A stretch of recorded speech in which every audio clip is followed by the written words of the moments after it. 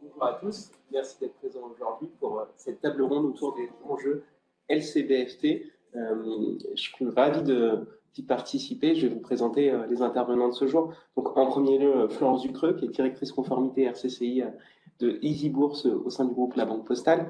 Puis Paul Roland-Lucard, directeur de la conformité chez TNP.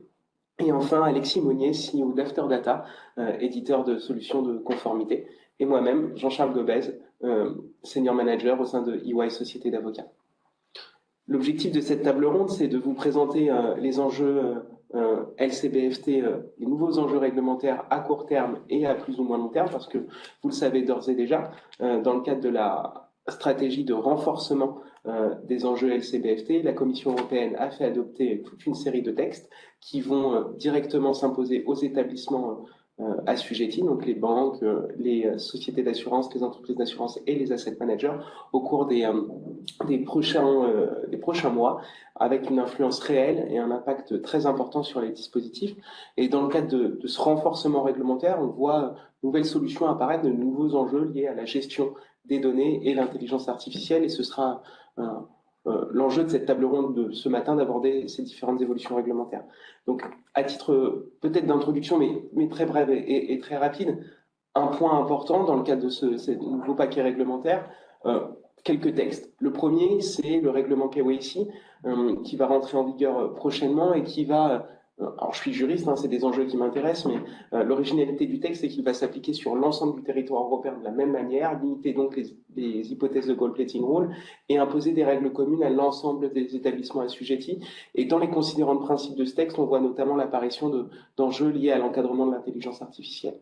Autre texte important, l'extension du règlement délégué 2015-847, qui impose un certain nombre d'éléments dans les messages de paiement et de transfert de fonds qui va être revu et qui va être étendu aux crypto-monnaies et aux crypto-actifs. Et enfin, la mise en œuvre d'un nouveau régulateur, l'AMLA, qui sera chargé de contrôler des établissements de taille systémique. Et ce qu'on constate déjà, c'est l'activité, dans le cadre de notre activité de conseil et d'assistance, c'est que on voit un impact réel de l'AMLA puisque le cadre de contrôle d'une part de l'AMF et de la CPR s'est renforcé. Et ce qu'on voit, c'est que d'ores et déjà, les établissements assujettis font face à une pression réglementaire accrue, notamment liée aux enjeux de renforcement de leurs dispositifs. Donc j'ai déjà une première question pour vous, Florence. Qu'est-ce que cela représente en termes de gros enjeux pour un établissement comme Easy Bourse d'adapter son dispositif à ce nouveau changement réglementaire à court et à moyen terme ? Alors, j'ai envie de dire que, bien évidemment, on est très attentif à la réglementation et que ça, effectivement, que ce soit la 6e directive ou le Single Rule Book, va avoir des impacts chez nous. Alors, évidemment, on est déjà assujettis, ça n'est pas comme d'autres nouveaux assujettis qui vont arriver avec ce nouveau règlement d'application. Ce qui est très concret pour nous en tant que société de courtage en ligne, c'est que ce renforcement, d'une part, permet d'harmoniser les pratiques au sein des 27 États membres, donc évidemment nous y participons en tant qu'établissement, et d'autre part, très concrètement, nous allons regarder au plus près tous les points de la réglementation pour renforcer, compléter notre dispositif. Il faut savoir qu'aujourd'hui, sans rentrer vraiment dans le détail du texte, il y a certains points qui seront développés en ce qui concerne, par exemple, certains clients ayant un énorme patrimoine supérieur à 50 millions d'euros. Il y aura des diligences évidemment complémentaires à réaliser pour ce type de clientèle. D'une façon générale, j'ai envie de dire que chez nous, au sein de notre établissement, on s'attache bien sûr à être très attentif à ces évolutions qui ont un seul but, encore une fois, c'est de permettre de renforcer nos dispositifs en matière de lutte contre le blanchiment et le financement du terrorisme. Merci, c'était très clair. Naturellement, ça fait suite à une question que je me posais, que je souhaitais vous adresser, Paul. Quelles sont les tendances que vous observez sur les enjeux liés à la gestion de la donnée LCBFT aujourd'hui au quotidien chez des établissements assujettis? Alors, effectivement, c'est une très bonne question qui a un lien direct puisque On parle de réglementation et finalement de la sixième directive et du fait qu'on va avoir une harmonisation de règles qui vont s'imposer à l'ensemble des États membres.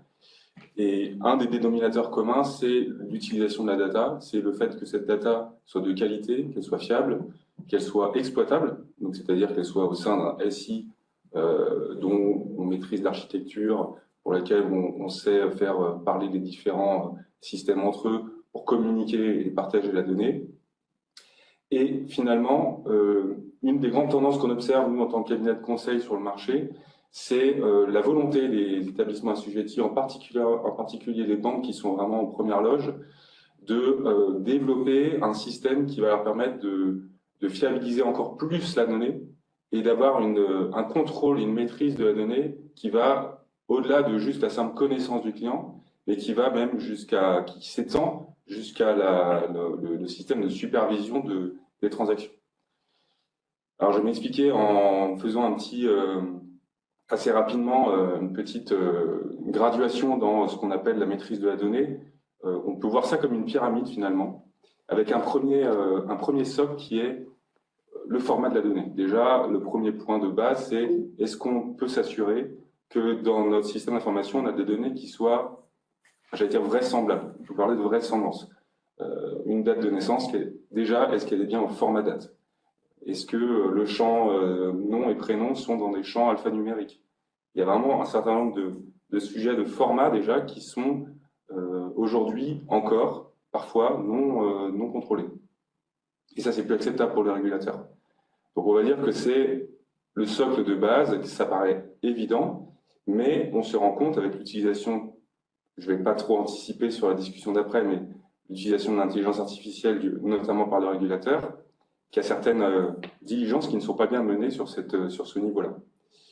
Ensuite, on va avoir deux autres niveaux qui vont être plutôt des niveaux de cohérence fonctionnelle entre les différents champs données à données et pièces.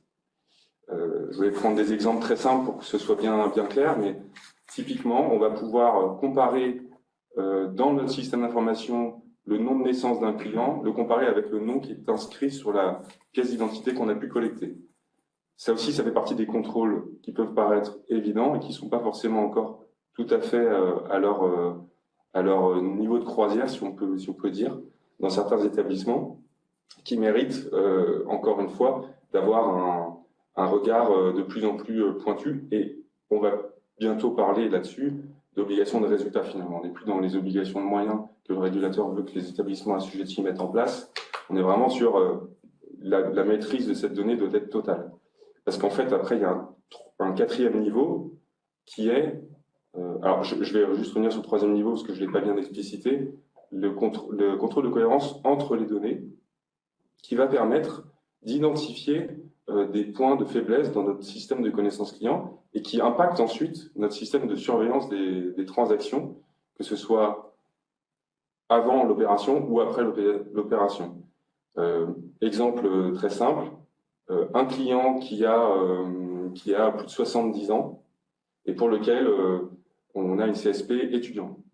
On peut s'attendre à ce qu'il y ait une incohérence forte et du coup un besoin d'analyse approfondie qui doit être mené pour déterminer lequel des deux champs n'est pas bon et si les deux champs sont cohérents, avoir les éléments de connaissance client qui permettent de le démontrer.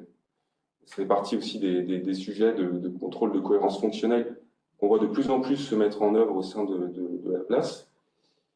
Et enfin, il y a un niveau un peu ultime qui fait le lien avec le système de surveillance des transactions qui est finalement, on a un système de connaissance client et on souhaite pouvoir le comparer avec la vie du compte du client pour s'assurer que finalement notre transaction monitoring, il est bien en adéquation avec le profil transactionnel attendu du client. Certains établissements ont pu mettre en place cette notion de profil transactionnel attendu.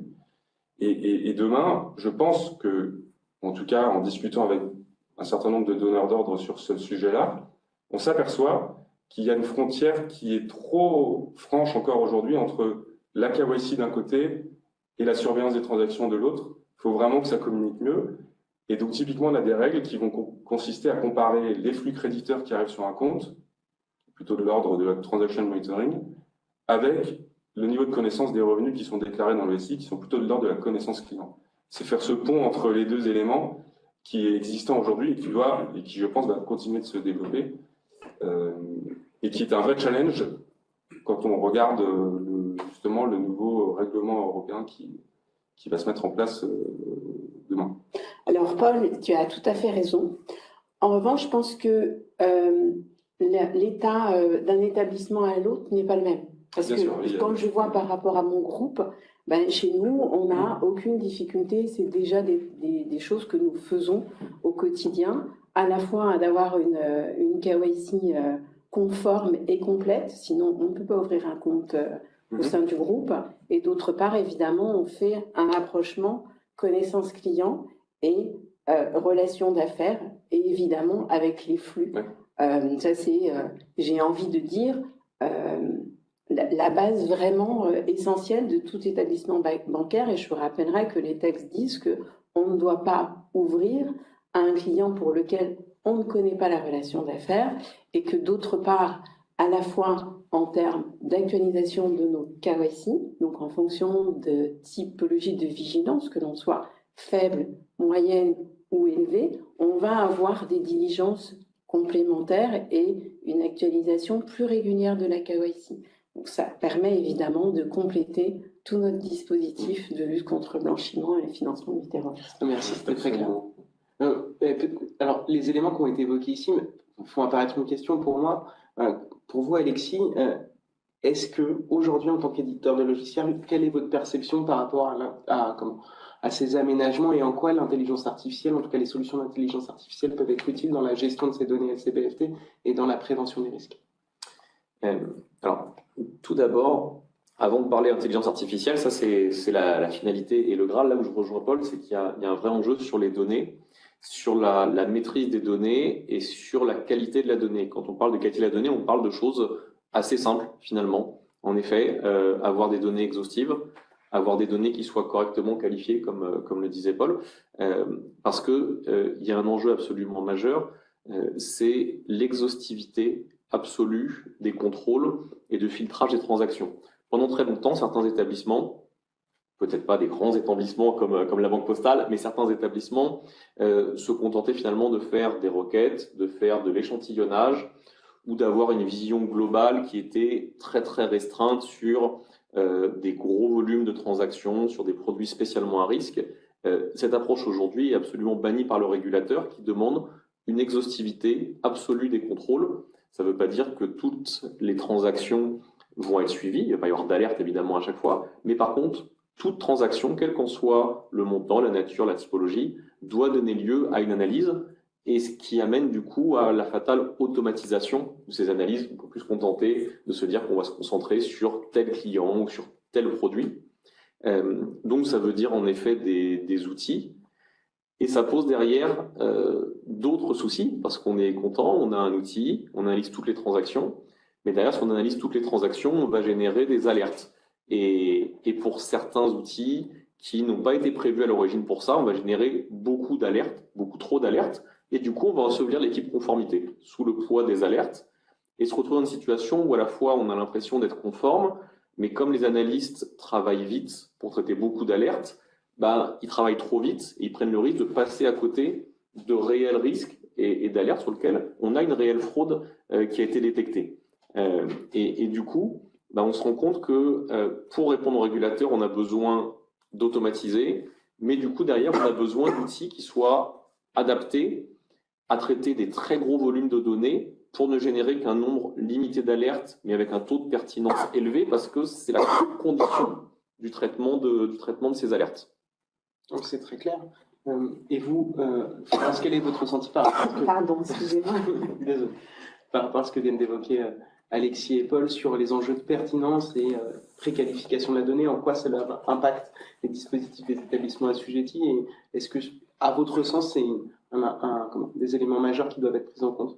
Alors, bien évidemment, oui, c'est des éléments majeurs qui doivent être pris en compte, notamment pour répondre déjà à nos obligations réglementaires, que ce soit en termes de criblage de nos clients ou de filtrage de nos flux. Donc ça, c'est essentiel.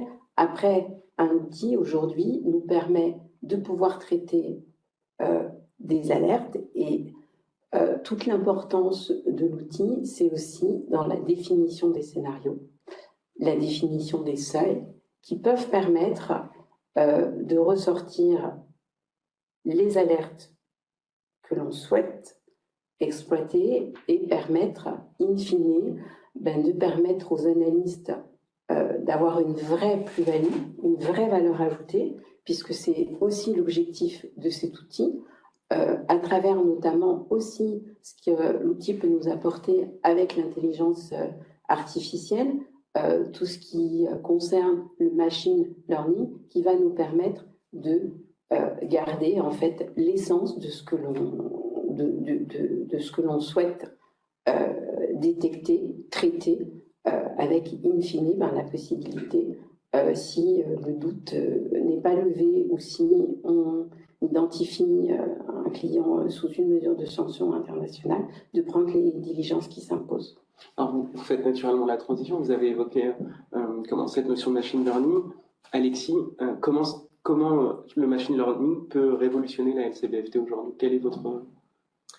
Alors, en effet, ça change beaucoup le paradigme de traitement des données parce qu'on a concrètement de nouveaux outils avec des données qu'on avait depuis l'origine, mais on a de nouveaux outils qui permettent principalement 3 sujets. D'une part, aujourd'hui, on est capable de développer des scénarios qu'on appelle souvent outliers, dont l'objectif en fait est de déterminer des atypismes, des comportements sur lesquels on va avoir des comportements, des flux entrants, des flux sortants, des incohérences par rapport à des logiques d'instruments financiers sur lesquels je vais sortir d'un instrument financier sur un moment qui paraît très peu cohérent par rapport à la souscription, soit par rapport à la durée, soit par rapport à l'avantage fiscal qui est censé être l'objectif de l'instrument financier.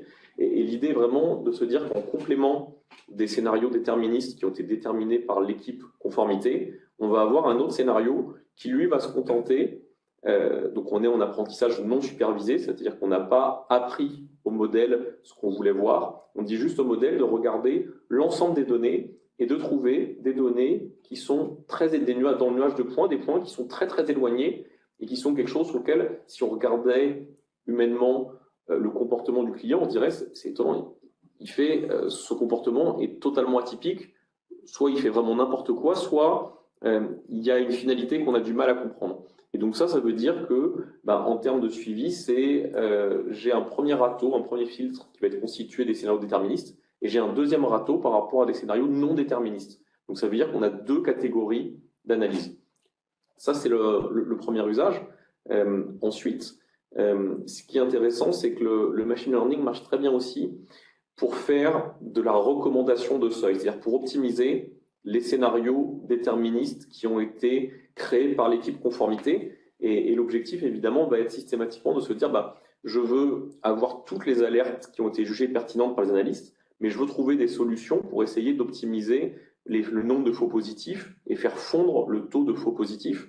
Et le machine learning a cette capacité d'analyse multifactorielle sur laquelle on arrive à analyser de très nombreux critères ensemble pour être capable de dire, finalement, quand on analyse les alertes sur les 6 derniers mois, si on avait eu tel seuil, tel seuil, tel seuil, on aurait eu le même niveau de pertinence, les mêmes alertes pertinentes, et on aurait eu X% en moins d'alertes non pertinentes. Donc le machine learning, c'est à la fois un outil de détermination de transactions à risque, mais c'est aussi un outil qui permet l'optimisation des règles métiers qui restent indispensables.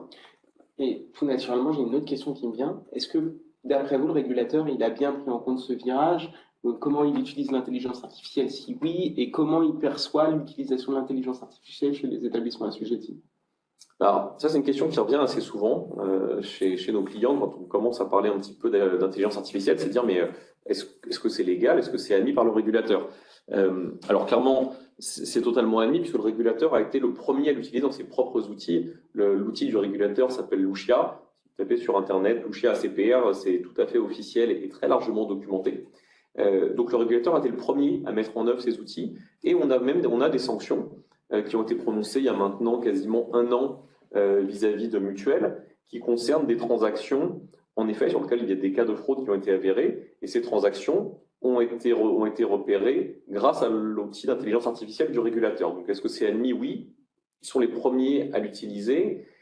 Et du coup, ça place même les établissements dans une situation sur laquelle, si aujourd'hui un établissement assurantiel, bancaire veut avoir le même niveau d'appréciation des transactions que le régulateur, bah, il n'a pas le choix que d'avoir des outils qui soient à peu près comparables pour simplement jouer à égalité et pas finalement avoir un niveau technologique qui aurait un train de retard et qui le mettrait en décalage.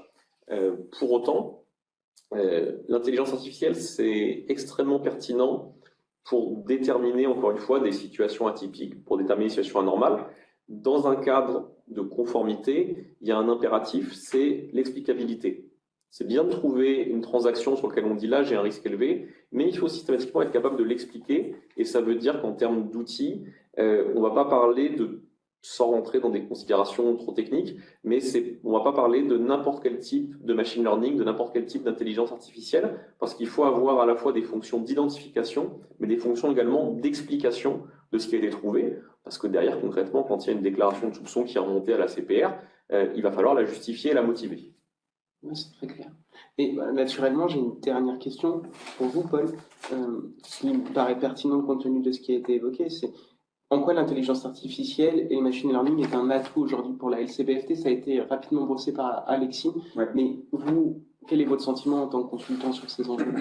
Alors, je ne vais pas forcément être trop redondant parce qu'il y a déjà beaucoup de choses qui ont été très bien expliquées par Alexis. Mais en fait, il y a, on va dire, si on reprend un peu le sujet de la surveillance des transactions, on va avoir le transaction monitoring qui va plutôt analyser l'opération avant son exécution, pour lesquels on a des systèmes qui sont plutôt bien établis, avec des scénarios déterminés qui permettent de déterminer si on veut ou pas valider une opération. Et puis on a aussi le sujet de la supervision des transactions qui a lieu après l'exécution d'une opération. Et quand on combine ces deux éléments, c'est en général en regardant l'avant et l'après qu'on arrive à déterminer des facteurs qui nous permettent de dire si oui ou non il y a un schéma suspect en cumulant un certain nombre d'opérations face à un même profil client. Ce qu'on peut anticiper des apports de l'IA pour avoir, alors c'est pas forcément la vision du consultant qui parle, c'est plutôt la vision des différents donneurs d'ordre de la place, parce qu'il y a eu une enquête avec plus de 800 responsables conformité qui ont pu un peu donner leur vision, leur propre vision de ce qu'allait apporter l'IA selon eux. Et alors je l'ai noté, je vais pas me tromper en le lisant du coup. Il y a un premier sujet qui a déjà été évoqué, qui est la hiérarchisation des alertes. En fonction de la classification des risques d'un établissement et du coup l'adéquation de l'exécution de l'opération par rapport à cette classification des risques, on va pouvoir dire ça c'est une alerte plutôt typée LCBFT, plutôt corruption. Voilà, on a un certain nombre de typologies de risques qui vont être mis en exergue, qui vont permettre de catégoriser les alertes, et ce qui va aider à éliminer un certain nombre de faux positifs déjà, et surtout à prioriser le traitement de ces alertes pour être le plus pertinent et le plus efficace possible. Ça, c'est le premier point. Et il y a un tiers des donneurs d'ordre qui ont cette vision-là, de vouloir mettre en place l'IA pour cette finalité. Il y a un deuxième qui est presque aussi au tiers, qui est le fait de pouvoir régler, ça a été dit aussi, les seuils de détection des alertes par auto-apprentissage de la machine en fonction du profil du client et de son profil transactionnel. Et là, il y a une vraie valeur ajoutée parce qu'on va avoir directement un nombre de faux positifs qui va baisser, puisqu'un certain nombre d'alertes ne vont même pas être soumises à validation, compte tenu des règles qui ont été données à la machine, évidemment, et du profil du client. Et puis, il y a un dernier point qui est l'identification de nouvelles relations qu'on pourrait qu'on pourrait identifier dans le cadre d'une opération réalisée.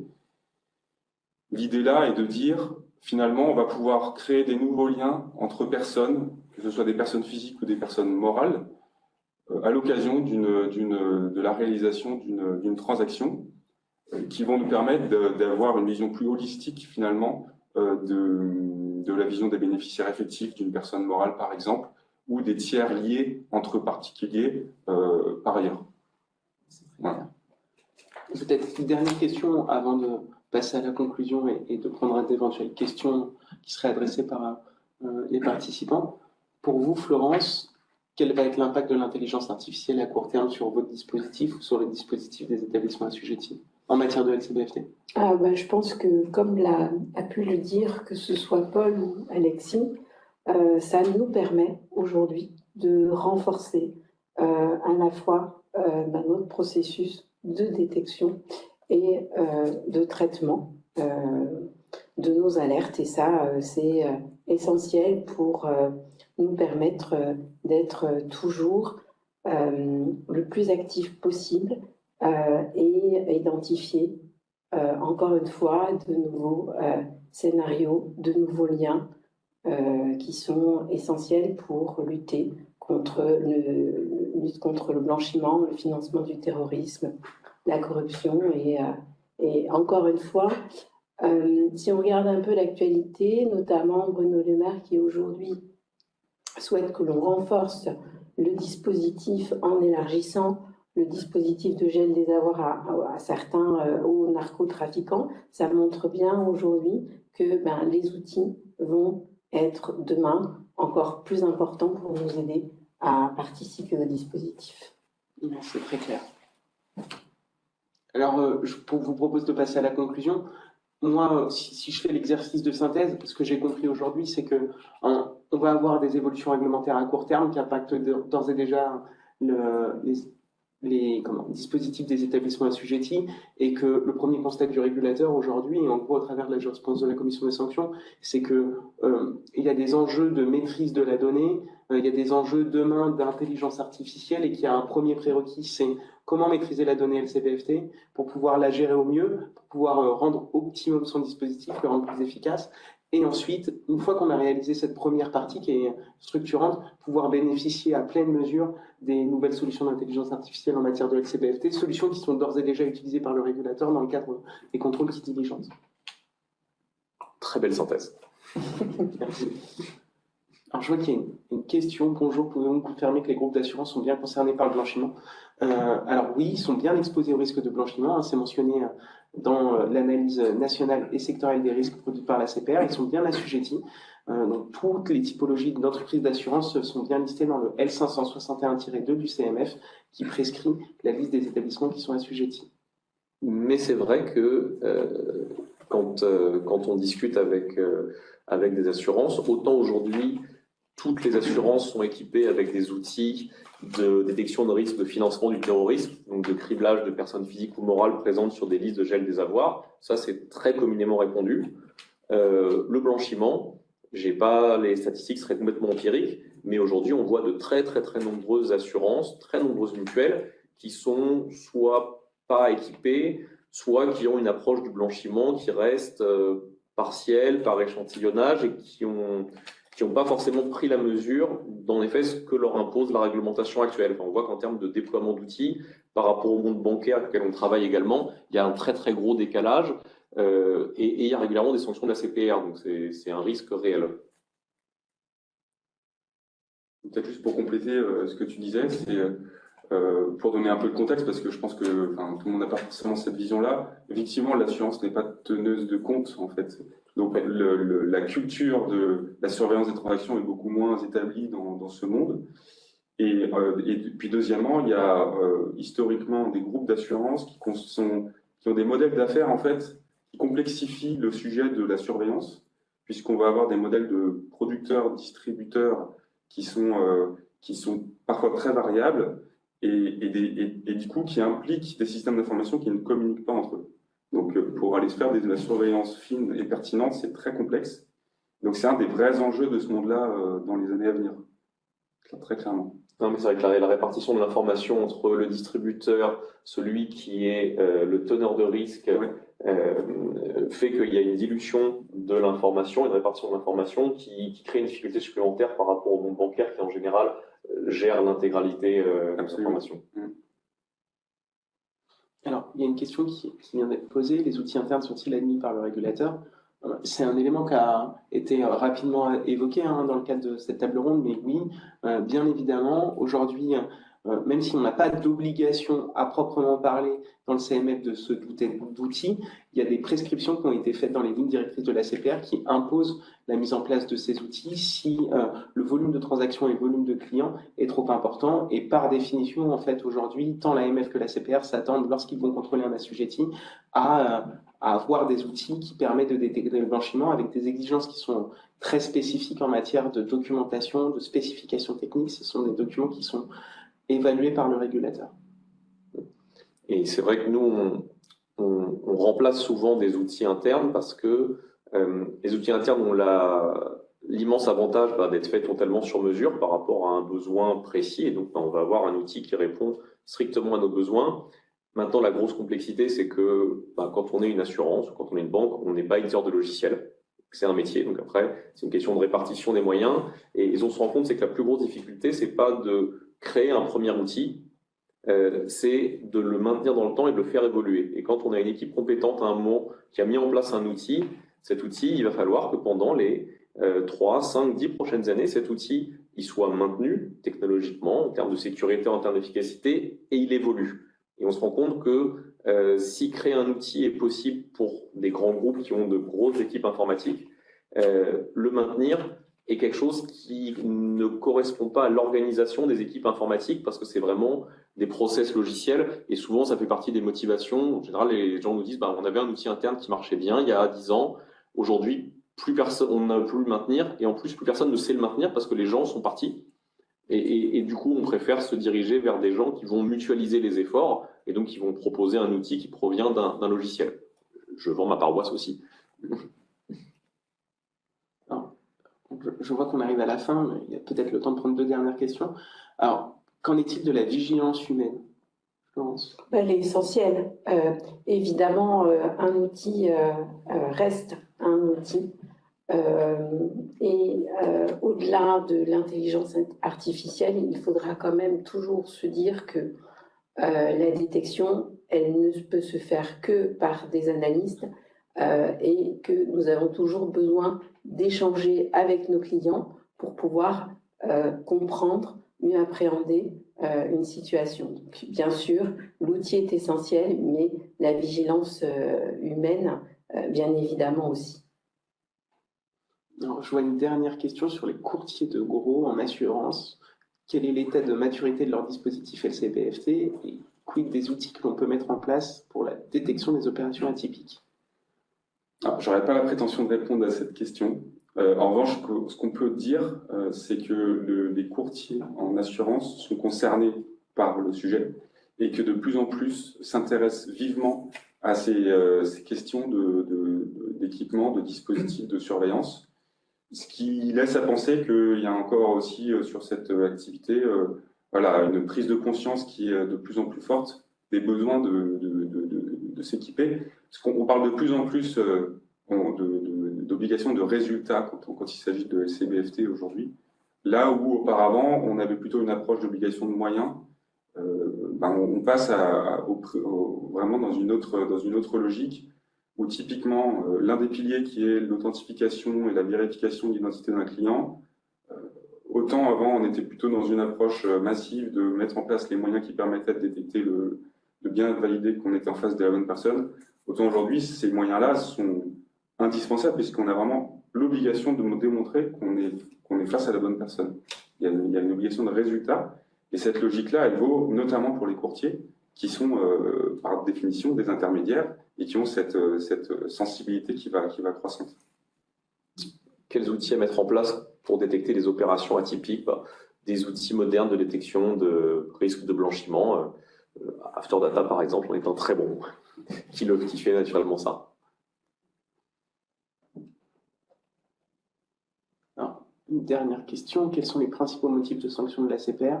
Ils sont assez variés en réalité.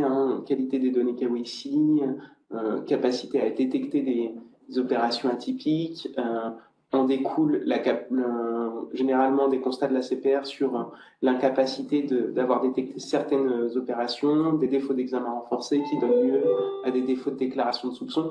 Donc le panel de constats de la CPR, il est varié. Il porte aussi sur la capacité à détecter des personnes qui font l'objet de gel des avoirs ou qui sont qualifiées de personnes politiquement exposées. Pourquoi on retrouve assez régulièrement les mêmes typologies de constats? C'est parce que le cadre de contrôle de l'AMF et de la CPR est très très robuste aujourd'hui et permet de vérifier l'ensemble du dispositif des assujettis. Sur les dernières sanctions qu'on analyse, on voit quand même qu'il y a une augmentation de sanctions qui ne sont pas uniquement sur une transaction en particulier, sur le cas d'un client, mais qui sont des sanctions sur le process de génération, le process de suivi, le process de monitoring, et donc sur une approche qui n'est pas uniquement sur un cas particulier de fraude, mais une approche globale sur quels sont les process internes, process humains, et les process techniques, les outils qui ont été mis en place, mais la CPR est vraiment de plus en plus regardant sur la capacité des acteurs à faire, au-delà de simplement avoir trouvé spécifiquement un cas de fraude. Merci pour ce mot de la fin. Merci.